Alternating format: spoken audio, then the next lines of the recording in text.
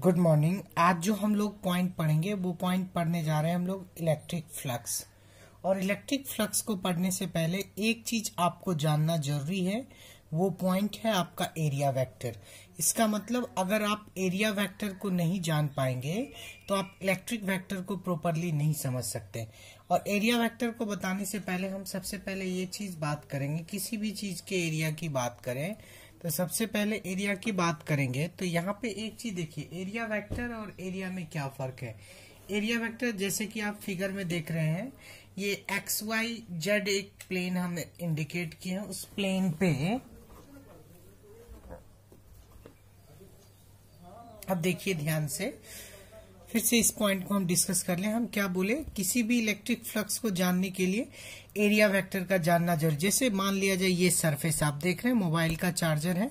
यहाँ पे अगर एरिया की बात करेंगे तो लेंथ इनटू विड्थ इसका एरिया होगा, लेकिन एरिया वेक्टर की डायरेक्शन की बात करेंगे तो इस सरफेस के परपेंडिकुलर। अगर हम वही इस सरफेस के लिए ले तो एरिया वेक्टर का डायरेक्शन अभी इस साइड हो जाएगा इस सरफेस के लिए। तो हमेशा ये चीज आपको ध्यान देना है कि एरिया वेक्टर जो होता है ऑलवेज परपेंडिकुलर होता है सरफेस के। तो यहाँ पे देखिए इस फिगर में एक्स वाई जेड, यहाँ पे एक्स वाई प्लेन पे एक रेक्टेंगुलर ऐसे रेक्टेंगुलर स्क्वायर है जिसका आपको साइड दिया हुआ ए। तो अगर स्क्वायर का साइड ए है तो एरिया क्या होगा आप जानते हैं, स्क्वायर का एरिया होता है साइड का स्क्वायर। तो ये हो गया ए स्क्वायर। तो आपको एरिया और एरिया वेक्टर में सबसे पहले अंतर समझना है। तो एरिया का मतलब एल इंटू बी, यानी उसमें डायरेक्शन की कोई बात नहीं होती। अगर हम नॉर्मली बोले कि एरिया क्या है तो वो एक स्केलर क्वांटिटी है, लेकिन एरिया वेक्टर की बात करेंगे, जब हम एरिया वेक्टर यूज करते हैं तो उस केस में आप बोल सकते हैं एरिया एक वेक्टर क्वांटिटी है। तो यहाँ पे अब देखिए सबसे पहले, तो यहाँ पे देखेंगे एक्स वाई प्लेन पे है क्या ये स्क्वायर रखा हुआ, तो एरिया वेक्टर का डायरेक्शन ऑलवेज जिस प्लेन पे है उसके परपेंडिकुलर। तो बेसिकली तीन प्लेन की बात होती है, ये एक्स प्लेन है, ये वाई प्लेन है, ये जेड प्लेन है। अगर कोई ऑब्जेक्ट एक्स वाई प्लेन पे है तो उस केस में उसका डायरेक्शन जेड के अलोंग, वाई जेड प्लेन में है तो एक्स के अलोंग, या एक्स जेड प्लेन में है तो वाई के अलोंग होगा। तो इतना चीज आपको समझ में आना चाहिए कि एरिया का जो डायरेक्शन होता है area vector is always perpendicular to the surface. तो अगर मैथमेटिकल रिप्रेजेंटेशन की बात करें जो कि आप यहाँ देख रहे हैं, एरिया वेक्टर यहाँ पे एक्स वाई जेड पे, तो एक्स वाई प्लेन पे है तो एरिया वेक्टर का डायरेक्शन जेड एक्सिस के अलोंग। आइदर इसको हम पॉजिटिव जेड एक्सिस के अलोंग या निगेटिव जेड एक्सिस के अलोंग शो कर सकते हैं। तो area vector is equal to A square K cap, तो आप देख ही रहे हैं A square minus of K cap, तो माइनस हम इधर कर दिए, minus A square K cap भी लिख सकते हैं, यानी either positive Z axis either negative Z axis. अब इसी तरह यहाँ पे एक और फिगर है, इस फिगर की बात करें तो एक्स वाई जेड प्लेन है, यहाँ पे इसका लेंथ एल है और विड्थ बी है। तो एरिया ऑलवेज होगा एल इंटू बी, लेकिन ये रेक्टेंगुलर है, एक रेक्टेंगुलर स्ट्रक्चर को, प्लेट को आप क्या किए हैं किसी भी एक्स वाई जेड प्लेन के ऊपर लिखे हैं। तो यहाँ पे वाई जेड प्लेन के ऊपर है तो ऑब्वियसली वाई जेड का परपेंडिकुलर प्लेन है एक्स। तो अगर हम एरिया वेक्टर की बात करेंगे तो इसका परपेंडिकुलर होगा एल बी एक्स। तो एक्स के अलोंग कोई भी पार्टिकल रहता है तो उसको आई से डिनोट करते हैं, तो एल बी आई। आइदर इसको आप ऐसे भी लिख सकते हैं, आइदर एल बी आई, या इसको कैसे लिखेंगे, A vector is equal to L minus of L B I cap. आप समझ गए आई कैप ही क्यों लिखे, चूंकि ये वेक्टर एक्स एक्सिस के लॉन्ग। थोड़ा सा और एक और स्ट्रक्चर हम डिस्कस कर लें एरिया वेक्टर का। यहाँ पे आप लोग को दिख रहा होगा, यहाँ पे देखिए एक प्लेन ले लें, ये एक्स, ये वाई और ये जेड, यानी एक्स वाई जेड एक प्लेन है, एक्स वाई जेड एक प्लेन है। इससे पहले आप दो स्ट्रक्चर ऑलरेडी देख चुके हैं, एक्स वाई प्लेन पे लिए हैं, वाई जेड प्लेन पे। अब हम जेड एक्स प्लेन पे लेंगे। तो जेड एक्स प्लेन पे अगर हम लेते हैं किसी भी चीज को, इसको थोड़ा यहां से ऐसे कर दीजिए, जेड एक्स प्लेन पे कोई भी चीज लिए, मान लिया जाए कोई भी स्क्वायर लिए, कोई भी सरफेस लिए, तो इसका अगर एल है, ये विड्थ अगर बी है, मान लिया जाए रेक्टेंगल टाइप का कोई स्ट्रक्चर लिए हैं जेड एक्स प्लेन पे, तो यहाँ पे भी एरिया वेक्टर होगा, एरिया होगा L into B. But area vector की बात करेंगे चूंकि एक्स जेड प्लेन पे है तो इसका परपेंडिकुलर प्लेन है वाई, तो इसका डायरेक्शन होगा L B J cap. Either area vector is equal to minus of L B J cap. तो एक चीज तो आपको समझ में आ गया, एरिया और एरिया वेक्टर में डिफरेंस। एरिया ऑलवेज होता है एल इंटू बी, जबकि जो भी किसी भी स्ट्रक्चर का एरिया हो वो स्केलर क्वांटिटी। लेकिन अगर आप वेक्टर की बात करेंगे तो उसमें डायरेक्शन देना जरूरी है, और जब भी हम डायरेक्शन देने की बात करेंगे तो एरिया वेक्टर का डायरेक्शन ऑलवेज होगा परपेंडिकुलर टू द सरफेस। चूंकि इलेक्ट्रिक फ्लक्स को समझने के लिए हमको एरिया वेक्टर जानना जरूरी है। अब हम पॉइंट डिस्कस करेंगे इसके बाद। एरिया वेक्टर तो हम समझ चुके हैं, अब हम पॉइंट डिस्कस करेंगे इलेक्ट्रिक फ्लक्स की। इलेक्ट्रिक फ्लक्स बेसिकली है क्या? इलेक्ट्रिक फ्लक्स की बात करें तो एक चीज देखिए यहाँ पे, अगर हम इलेक्ट्रिक फ्लक्स की बात करेंगे तो नॉर्मल सा कॉन्सेप्ट है, total number of electric line of force या electric line passing through given area in unit time interval. यानी किसी यूनिट टाइम इंटरवल में किसी भी सरफेस से या एरिया से होकर जितना लाइन ऑफ फोर्स पास करेगा उसको इलेक्ट्रिक फ्लक्स हम लोग कहेंगे। थोड़ा सा इसको यहां से देखिए पहले, तब हम आएंगे अदर डेफिनेशन पे ही। जैसे मान लिया जाए ये एक सरफेस है, आपको दिख रहा है, इस सरफेस से बहुत सारा लाइन ऑफ फोर्स पास कर रहा है। तो यहाँ पे total number of line of force किसी सरफेस से जितना लिंक होगा, जैसे मान लिया जाए ये 5 लाइन ऑफ फोर्स आया, ये हमारा सरफेस है, ये दूसरा एंड, तो यहां से यहां गए तो लिंक हुआ। तो ये है। आपको एक चीज और देखिए, थोड़ा सा अगर एग्जांपल लें इलेक्ट्रिक फ्लक्स का, जैसे अगर मूविंग, जैसे कोई भी मान लिया जाए कंटेनर है, उसमें वाटर फिल्ड अप है, तो वाटर फिल्ड अप है, इसका मतलब वो इलेक्ट्रिक फ्लक्स है। इसका मतलब जितना भी लाइन ऑफ फोर्स आया उस एरिया से कोलाइड करके रुक गया, तो इसका मतलब वहां पे फ्लक्स एग्जिस्ट करेगा। लेकिन अगर मान लीजिए total number of line of force गया और एरिया से एग्जिस्ट करके वो सीधे पास कर गया, तब आपका फ्लक्स जीरो होगा। वो बाद में बात करेंगे ये चीज है क्या। इस चीज को पहले थोड़ा सा और समझें। हम क्या बोले, आपको इलेक्ट्रिक फ्लक्स जानने के लिए एरिया वेक्टर जानना जरूरी था। एरिया वेक्टर आप ऑलरेडी जान चुके हैं, तो दूसरा डिफिनेशन आपके लिए आसानी से समझ पाएंगे आप। ये डिफिनेशन बहुत आसान है और समझ भी पाएंगे आप। देखिए, it is also defined as dot product of electric field and area vector. यानी एरिया वेक्टर और इलेक्ट्रिक फील्ड, ध्यान से सुनिए, एरिया की बात नहीं कर रहे हैं, एरिया वेक्टर की बात कर रहे हैं। यानी dot product of electric field and area vector is also defined as electric flux. यानी इलेक्ट्रिक फील्ड और एरिया वेक्टर का जो डॉट प्रोडक्ट होगा वो भी उसको भी हम लोग क्या बोलेंगे, जनरली इलेक्ट्रिक फ्लक्स। और इलेक्ट्रिक फ्लक्स को फाई से डिनोट किया जाता है, it is denoted by phi. अब थोड़ा सा पॉइंट आए, चूंकि dot product of any two vector scalar quantity होता है, इसलिए आपका एरिया वेक्टर भी क्या होगा, स्केलर क्वांटिटी होगा। और यहां पे बात करें, it is a scalar quantity. और मान लिया जाए सपोज d5 फ्लक्स किसी भी स्मॉल एरिया ds के थ्रू पास हो रहा है, और उस केस में इलेक्ट्रिक फील्ड E है और वो थीटा एंगल बना रहा है। यानी electric flux d5 through a small area ds due to an electric field E at an angle theta. तो उस केस में जो फ्लक्स, वैसे भी डॉट प्रोडक्ट की जब भी हम बात करते हैं तो आप जानते हैं d5 यानी ये स्मॉल एरिया के लिए फ्लक्स निकाल रहे हैं, is equal to E dot ds। तो ए आप जानते हैं ये dot product of two vector A dot B is equal to होता है AB cos थीटा। तो सेम थिंग यहाँ पे थोड़ा सा यहाँ पे आ जाए, ये पॉइंट हम डिस्कस कर रहे हैं, ये वाला d5 इज इक्वल टू क्या होता है, E डॉट ds। तो यहां से बात करें, चूंकि ये इलेक्ट्रिक फील्ड है और ये एरिया का डॉट प्रोडक्ट निकालना है, तो dot product of two vector A dot B AB cos theta होता है, same thing E dot ds cos theta होगा। अब यहां से जाएंगे, यानी इलेक्ट्रिक फ्लक्स का जो आपका फॉर्मूला आप नॉर्मली डिफाइन कर सकते हैं, it is define as dot product of electric field and area vector. Area नहीं बोलेंगे आप, एरिया वेक्टर बोलेंगे। अब देखिए ध्यान से, पहला कंडीशन, अगर थीटा इज इक्वल टू 0, यानी angle between electric field and area vector की बात कर रहे हैं, अगर थीटा का वैल्यू 0 होगा तो इसका मतलब उस केस में इलेक्ट्रिक फील्ड और एरिया वेक्टर एक दूसरे के परपेंडिकुलर। वैसे अगर एंगल 0 डिग्री होता है तो आप जानते हैं लाइन क्या होता है, परपेंडिकुलर कभी नहीं होता है, क्योंकि एरिया वेक्टर जो है एरिया के परपेंडिकुलर है, इसलिए यहाँ पे जो है एरिया वेक्टर क्या होगा, परपेंडिकुलर होगा किसके, जब थीटा आपका 0 डिग्री होगा। तो उस केस में इसका वैल्यू, चूंकि cos 0 का वैल्यू आप पुट कर दें यहाँ पे cos 0, तो cos 0 का वैल्यू आप जानते हैं 1 होता है, तो E डॉट ds हो जाएगा फाई का वैल्यू। इसी केस में अगर हम 90 डिग्री लें, यानी कॉस का वैल्यू, थीटा का वैल्यू 90 डिग्री लेंगे। और थीटा क्या है हमारा वो भी चीज डिस्कस कर ले। यहाँ पे देखिए, if theta is equal to 90 degree, उस केस में फ्लक्स का वैल्यू आपका होगा 0 डिग्री।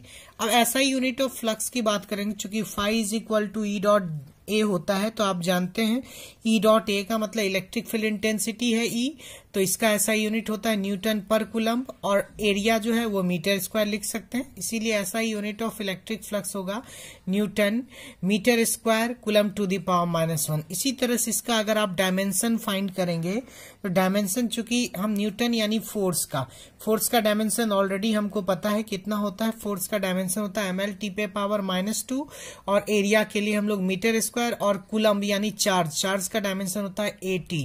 चूंकि नीचे है ये कूलम्ब, तो ऊपर जाएगा A टी पे पावर -1। इसको आप सॉल्व करेंगे तो इसका वैल्यू आ जाएगा ml³ टी पे पावर 3 और A पे पावर -1। अब जो पॉइंट हम लोग डिस्कस करेंगे वो पॉइंट है आपका गॉस थ्योरम। तो एक चीज देखिए, अभी तक जो इलेक्ट्रिक फ्लक्स आप पढ़े, वो किसी भी ओपन सरफेस का, अगर आपको इलेक्ट्रिक फ्लक्स में किसी भी ओपन सरफेस का अगर फ्लक्स फाइंड करना हो तो आप इजीली निकाल सकते हैं। लेकिन अगर किसी भी क्लोज सरफेस का, आइदर वो रेगुलर शेप हो, इरेगुलर शेप हो, किसी भी क्लोज सरफेस का अगर आपको इलेक्ट्रिक फ्लक्स का वैल्यू निकालना हो, तो किसी भी क्लोज सरफेस के इलेक्ट्रिक फ्लक्स का वैल्यू निकालने के लिए आपको गॉस लॉ अप्लाई करना होगा। विदाउट गॉस लॉ हम किसी भी क्लोज सरफेस का इलेक्ट्रिक फ्लक्स फाइंड नहीं कर सकते। और गॉस लॉ क्या कहता है हमारा, टोटल इलेक्ट्रिक फ्लक्स जो है, यानी मान लिया जाए कोई भी सरफेस है, थोड़ा सा यहाँ पे समझेंगे। गॉस लॉ कहता क्या है कि total electric flux inside the close surface, किसी क्लोज सरफेस का जो टोटल इलेक्ट्रिक फ्लक्स निकालना वो न्यूमेरिकली इक्वल है 1/ε0 times of total charge Q present inside it. थोड़ा सा इस चीज को यहाँ समझेंगे। यहाँ पे आपको ये सरफेस दिख रहा होगा, हम अभी ड्रॉ किए हैं। यहाँ पे मान लो चार्ज है Q2, तो यहाँ पे अगर electric flux according to Gauss law निकालना चाहते हैं तो फाई इज इक्वल टू, इस सरफेस के अंदर चार्ज कितना है Q2, यानी उस सरफेस के अंदर जितना चार्ज होगा डिवाइडेड बाय ε0। तो अकॉर्डिंग टू गॉस लॉ ये स्टेटमेंट करता है। मान लो यहाँ पे चार्ज रहता हमारा Qn, तो यहाँ पे ये, तो according to Gauss law flux होता हमारा Qn बाय, यानी जितना चार्ज किसी क्लोज सरफेस के अंदर अवेलेबल है उतना बाय ε0 से आपको मल्टीप्लाई करना है। एक चीज और यहाँ पे, तो ऑब्वियसली इसका मतलब क्या हो गया, किसी भी क्लोज सरफेस के अंदर का जो टोटल चार्ज है वो 1/ε0 times of total charge Q के बराबर होगा। और यहाँ इसीलिए इस स्टेटमेंट को ध्यान से देखें, फाई इज इक्वल टू, इसको बोलते हैं क्लोज सरफेस इंटीग्रल। इसका मतलब क्या हुआ कि किसी भी क्लोज सरफेस इंटीग्रल का, यानी जो क्लोज सरफेस है, बंद सरफेस है, आइदर वो रेगुलर हो इरेगुलर हो, उसका अगर आपको इलेक्ट्रिक फ्लक्स निकालना हो तो बाय यूजिंग गॉस लॉ से जाएंगे। तो उस केस में phi is equal to E dot ds, और इसका वैल्यू आपको Q/ε0 के बराबर होगा। अब बात करें प्रूफिंग की। प्रूफिंग गॉस लॉ का कैसे करेंगे, आप इस चीज को ध्यान से देखिए। तो मान लिया जाए कि हम लोग, मान लिया latest consider total flux through the sphere of radius r। मान लिया जाए एक स्फेयर है जिसका रेडियस आपको r है, which is enclose a point charge Q, जहां पे एक पॉइंट चार्ज Q प्लेस किया गया। कहां पे प्लेस किया गया पॉइंट चार्ज Q को, उसके सेंटर पे। Point charge Q is place at it centre, point का चार्ज Q को उसके सेंटर पे प्लेस किया गया, जिसका सेंटर आपको O है। अब देखिए, divided the sphere into A small area. एक चीज यहाँ पे हम दिखाना चाहेंगे फिगर में, मान लिया जाए इसे ये सेंटर पे एक चार्ज O है, यहां से R डिस्टेंस पे मान लिया जाए ये एक स्मॉल स्फेयर है। इस पॉइंट पे, चूंकि यहां से आप जानते हैं गॉस लॉ बताता है total electric flux inside the close path, तो मान लिया जाए एक पार्टिकुलर पॉइंट P की बात करें तो इलेक्ट्रिक फील्ड इंटेंसिटी चार्ज से P की ओर होगा, यानी इसका डायरेक्शन इधर की ओर, और सरफेस एरिया ये हुआ, तो एरिया वेक्टर ऑलवेज परपेंडिकुलर होता है, तो दोनों एक दूसरे का लाइन, मतलब इलेक्ट्रिक फील्ड और एरिया वेक्टर, इसके अकॉर्डिंग इलेक्ट्रिक फील्ड और एरिया वेक्टर दोनों का वैल्यू सेम होगा। अब आ जाइए यहाँ पे, चूंकि आप जानते हैं यहाँ पे the flux through the area of element ds, तो d फाई का वैल्यू क्या होता है E डॉट ds।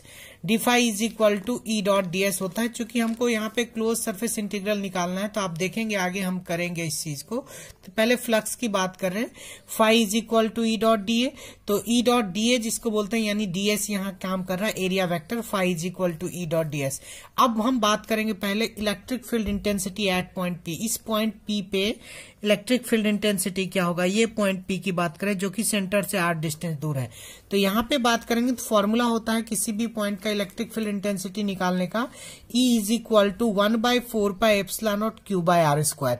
और जब इसको हम वेक्टर के रूप में रिप्रेजेंट करेंगे तो ये हो जाता है E is equal to 1/4 pi epsilon naught Q by R square into R cap. अब इसको इक्वेशन 2 मान लेना है, ये पहले वाला हमारा इक्वेशन 1 है। अब क्या करना है, पुटिंग द वैल्यू ऑफ ई का वैल्यू आपको इक्वेशन 1 में पुट करना है। जैसे ही आप पुट करेंगे तो ये हो जाएगा आपको D phi is equal to E का वैल्यू हमको पता है 1/4 pi epsilon naught Q by R square into R cap, चूंकि डायरेक्शन दे दिए हैं, into D S into N cap. N cap जो है ये यहाँ पे एरिया वेक्टर के डायरेक्शन को रिप्रेजेंट करता है, चूंकि एन कैप एरिया वेक्टर के डायरेक्शन को और आर कैप जो है इलेक्ट्रिक फील्ड के डायरेक्शन को रिप्रेजेंट करता है। तो आपको ये भी पता है कि अगर दोनों सेम डायरेक्शन में, इसका मतलब जैसे आई डॉट आई का फेनोमेनन है या जे डॉट जे का फेनोमेनन वही काम करेगा। तो अगर ये भी आई है ये भी आई है तो हम जानते हैं I dot I is equal to होता है 1। तो अब यहां पे देखिए ध्यान से, D phi is equal to इस केस में 1/4 pi epsilon naught Q into D S by R square, R cap into N cap एक जगह कर दिए।